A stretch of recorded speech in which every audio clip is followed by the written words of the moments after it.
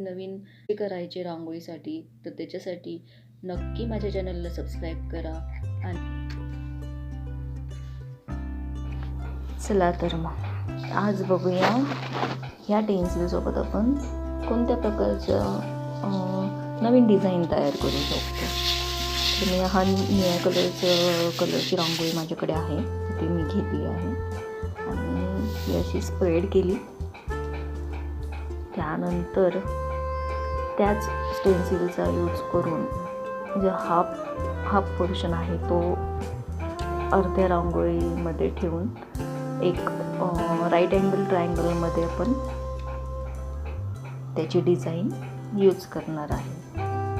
थोडी आपण एक नवीन प्रकारची डिझाईन यामध्ये तयार करून बघूया काय कोणती डिझाईन तयार होते, तर ते आपण बघूया. आता मी हा निळा कलर याच्यामध्ये स्प्रेड करून घेते छान असं.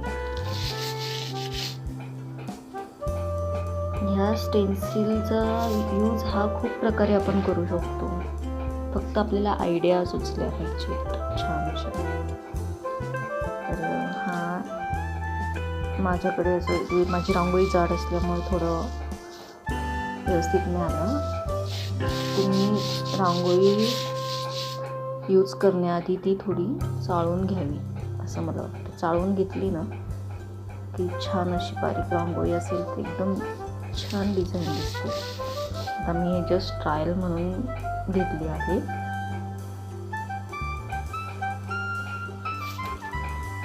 खूप छान अशी बॉर्डर आपल्याला दिसते याच्यामध्ये. आता मी हा एकच कलर यूज केला आहे, तुम्ही यामध्ये आतमध्ये जे आहे ते रेड कलर घेऊ शकता आणि बाहेरची जी आता आपण रेक्टँगलमध्ये बॉर्डर घेत आहोत ती रेड कलरने घेऊ शकता. ब्ल्यू आणि रेडचं कॉम्बिनेशन खूप छान दिसते रांगोळीमध्ये, तर तो एक ऑप्शन आहे आपल्याकडे.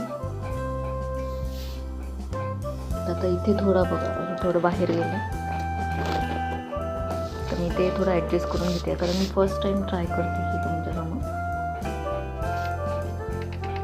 तर अशी मी त्याला मॅच करून घेतली आहे सध्या.